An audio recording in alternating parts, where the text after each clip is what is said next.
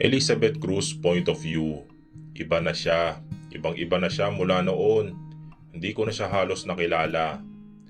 Wala na yung lalaking mahiyain, takot sa sasabihin na ibang tao, at ang mabait na Godric na nakilala ko noon. Gigil kong pinahid ang mga luhang bumabagsak mula sa mga mata ko. Bakit ba ako umiiyak? Hindi ba't kasalanan ko naman talaga ang mga nangyari? Kaya wala akong ibang masisisi kundi ang sarili ko. Kung alam mo lang ang totoo, Godric. Kung alam mo lang. Isang hikbi ang kumawala sa akin kahit napilit ko itong pinipigilan. Tinakpan ko ang bibig ko para walang ibang makarinig sa akin. Ayokong makita ako ng mga kasamahan ko sa ganitong kalagayan. Dahil alam ko magtatanong sila at hindi ako handang sagutin sila at balikan ang nakaraan. O mas tamang sabihin na ayokong balikan ang nakaraan. You won't let go of my hand, right? Oo naman, pangako. Basta tigpitan lang natin ang kapit natin sa isa't isa. Ay malalagpasan natin itong lahat ng magkasama. Hindi kita iiwan, Beth. Palagi ako narito sa tabi mo sa oras na kailangan mo ko. Binigyan niya ako ng isang matamis na ngiti habang malayang tinatangay ng hangin ang buhok niyang kulot. Ang buhok niya ikinahihiya niya at ilang beses niyang tinangkang ipagupit pero pinigilan ko siya dahil para sa akin, wala siyang dahilan para ikahiya ito. Dahil isa ito sa mga bagay na dahilan kaya ako siya minahal. His flaws, his strengths, his everything. I love everything about him. Hindi ko alam kung bakit ayaw sa kanya ng iba at kung bakit nilalayuan nila si Godric, gayong napakabait niya. Pinisil niya ang kamay ko at dinantayan ng isang halik ang aking labi bago kami sabay na tumitig sa magandang tanawin ng bundok. Hinaya niya akong dumalaw sa asyenda nila at napagpasyahan naming mamasyal sa bundok. Kaya naman heto kami at nakatingin sa magandang tanawin sa baba mula sa bundok na makikita ang malalagong mga puno, ang batis at alon at ang papalubog na araw. Mahalaga ka sa akin. Rinig kong bulong niya sa akin kaya naman nakangiti akong lumingon sa kanya dahilan upang magkalapit ang aming mga mukha. Mas mahalaga ka sa akin. Pagkakasabi nooy, ako na mismo naglapat ng aming mga labi. Ilang taon na rin ang nakakaraan at sa tuwing babalikan ko ang nakaraan ay ang aming masasaya at matatamis na sandali lang ang mga naaalala ko. Pilit kong binabaon sa limot ang mga malulungkot dahil gusto kong alalahanin na minsan ay may nagmahal sa akin ng labis-labis at kahit na kailan na hindi na ito mapapalitan o mahihigitan pa ng kahit na sino man. Nakita mo ba si Sir Godric na umalis? Parang kakain ng tao, no? Bakit kaya? Nag-aaway siguro sila ni Sir Jasper. Natigilan ako sa narinig kong boses sa labas ng cubicle at nagdesisyon na iayos ang sarili. Kinuha ko ang panyo ko at pinunasan ang mga mata ko. Hindi ko alam, pero kung kakain lang din siya ng tao, pwede bang ako na lang? I'm more than willing. Malalanding sabi ng isang babae na pamilyar sa akin ang boses. Ngunit hindi ko maalala kung sino ito. Ay, gusto ko yan. Tara na nga, girl. Papala yung tunog ng mga high heels nila ang naririnig ko. Kaya naman inayos ko ng damit ko at saka lumabas. Tumingin muna ako sa salamin at bahagyang napangiwi nang makita ko ang namamaga akong mga mata at pamumula ng ilong. Binuksan ko ang gripo at naghilamos ng mukha para mahimasmasan. Nang matapos ay kumuha ako ng paper towel at pinunasan ang mukha at mga kamay ko. Dahil hindi naman ako palalagay ng makeup ay medyo halata pa rin ang pamamaga ng mga mata ko. Pero nang tingnan ko ang relo ko at makitang 10 minuto na pala akong wala ay wala na akong nagawa kundi bumalik sa opisina dahil ayaw kong mapagalitan ng boss namin. Bahagya akong nakayoko para iiwas sa mukha ko sa mga nakakasalubong ko. Pagdating sa office ay agad akong naupo sa harap ng mesa ko at inabala ang sarili sa trabaho. Oras ng merienda ay tumawag sa akin ang sekretary ni Mr. Marriott para sabihing pinapatawag ako ng boss niya. Kaya naman agad naman akong kinabahan dahil baka kinausap siya ni Godric para patalsikin ako sa trabaho. Punta lang ho ko sa taas, boss. Pinapatawag ako ni Mr. Marriott. Magalang kong paalam sa nakatatanda naming boss na si Mrs. Lee. Sure Elise, take your time. Nakangiti naman niya sabi. Tumango ako at bahagyang umiti bilang tugon at lumabas na. Habang lula ng elevator ay napakaraming tanong ang tumatakbo sa aking isipan. Halo-halong emosyon din ang nararamdaman ko. Paano kung nandun pa siya? Pero naririnig ko kanina ay umalis na siya. Hindi ko maiwasang makahinga ng maluwag dahil hindi pa ako handang harapin siya ulit. Pilit kong kinakalma ang sarili ko habang tinatahak ang daan papunta sa dulong pinto kung saan ang office ng CEO. Sana naman ay mali ang palagay ko dahil hindi ko alam ang gagawin ko kung tatanggalin nga ako sa trabaho. Para isang high school graduate na kagaya ko ay napakahirap maghanap ng trabaho sa panahon ngayon. Lalo na at ang taas ng standard ng mga kumpanya. Ngunit ang baba naman na sweldo. Papalapit pa lang ay nakita ko na si Judy, ang sekretary ni Mr. Marriott. At hindi ako bulag para makitang plastic ang ngiting pinapakita niya. Ilan lang mga kasundo niya sa buong building dahil kilala siya bilang mataray at sip-sip sa mga boss. Iyan ang sabi nila. Isang pilit ng ngiti ang pinakawalan ko habang magkasiklop ang mga kamay sa harapan. Hindi ko maiwasang mapansin ang kulay pula niyang buhok. Hello, ako si Elizabeth Cruz at pinatawag ako ni Sir. Tiningnan muna niya ako mula ulo hanggang paa at ngumisi bago pinindot ang intercom. Sir, Miss Cruz is here. Hindi ko na lang binigyang pansin ang tingin at ngisi niya. Send her in.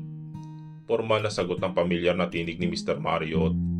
Napalunok naman ako dahil itong kauna-unahang boses na nakakausap ko ito sa 2 taon kong pagtatrabaho dito.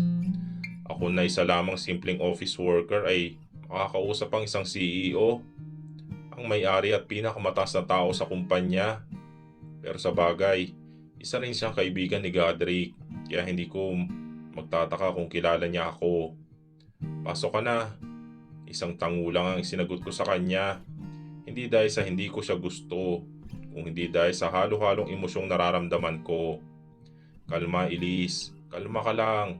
Hindi ka tatanggalin, okay? Bulong ko sa isipan ko habang nasa harap ng malaking pinto. Kumatok muna ako ng 3 bago binuksan ang glass door. Bumungad sa akin ang leather couch at magandang designs ng office at ang mga nakasabit ng ilan sa mga pinakasikat at kumikitang pelikula at drama ng aming istasyon. Kabilang ang mga talaga naming sumikat na artista. Nagulat naman ako nang biglang may tumikhim. Lumingon ako sa mahogany desk ni Sir Jasper at nakita kong nagtataka pero nakangiting mukha niya. Bagya naman ako nakaramdam ng pamumula ng mukha dahil sa pagkahiya. Masyado kasi ako ng mga sa itsura ng office niya kaya siguro mukha akong tangang nakatulala. Sorry po sir, nakayuko kong hinging paumanhin sa kanya at lumapit sa harap ng desk niya. It's okay, have a seat Miss Cruz, malumanay niya sabi. Kilala si Jasper Marriott bilang mabait at magaling na CEO sa buong industriya ng entertainment. Sa batang edad ay naging sikat na siyang direktor hanggang sa pinalitan niya ang pwesto ng kanyang ama sa pamamahala. Salamat po. Naupo na ako sa isa sa 2 upuan na nakalagay sa harap ng mesa niya. Pilit kong pakalmahin ang sarili ko sa pamamagitan ng pagkagat sa labi o hindi kaya naman ay pagpisil-pisil ng kamay. Pakiramdam ko nung mga sandali sasabog na ako sa kaba. Don't be nervous, Miss Cruz. Hindi naman ako nangangain ng tao. Dahil na rin siguro sa sobrang kaba ay hindi ko maintindihan ang sinabi niya at nakaramdam ako ng panik. Pero bakit po? Pabigla akong tanong, sabay tayo. Lumarawan ang pagkagulat sa mukha niya dahil sa sinabi ko at sa pagtayo ko.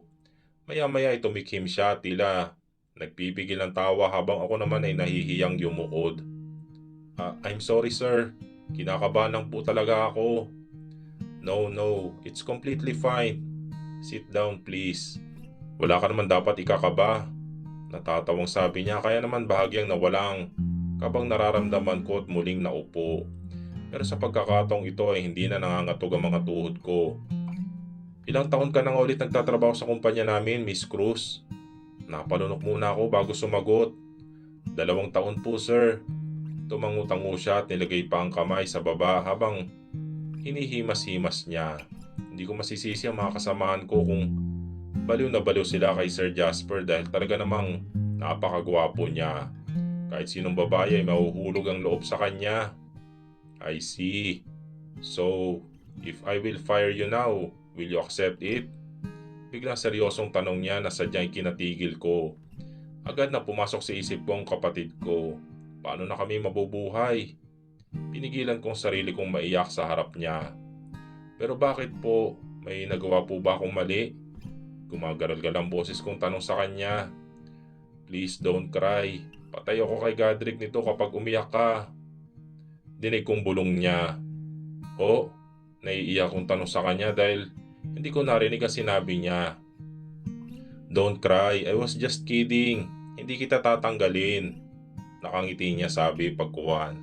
Talaga po? Nabuhayan naman ako ng pag-asa at saya dahil sa sinabi niya.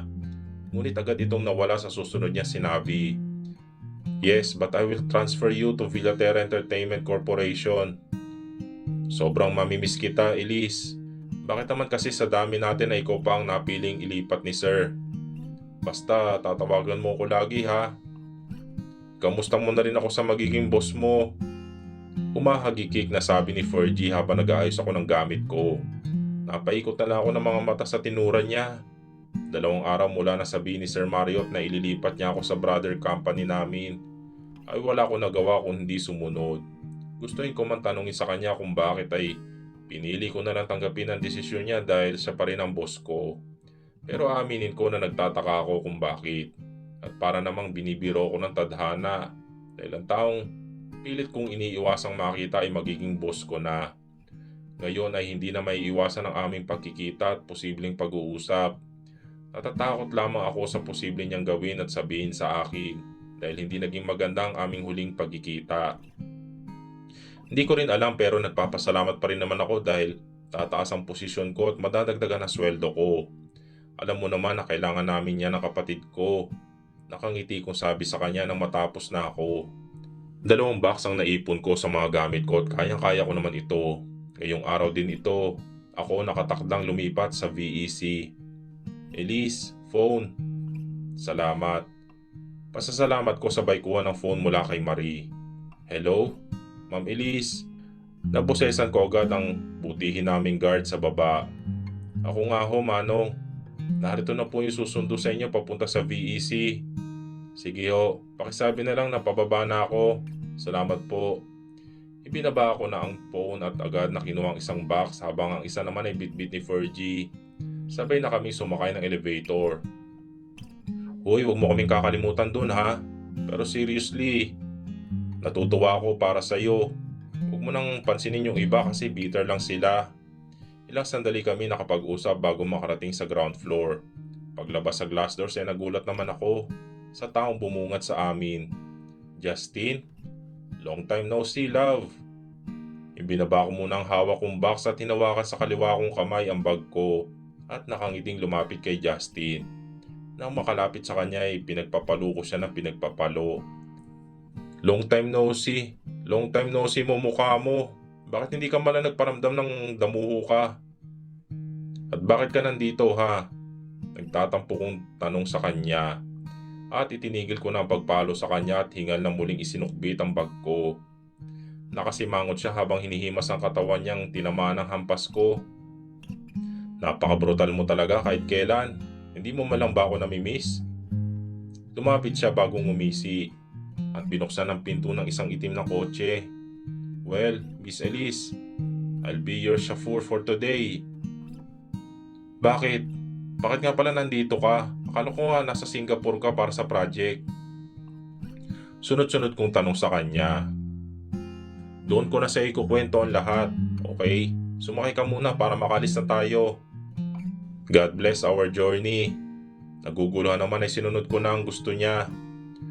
Bumaling ako kay Fergie na malagkit ang tingin kay Justin at kunin niya ang kahon at muntik pa siyang mahimatay nang ngitian siya ng best friend ko.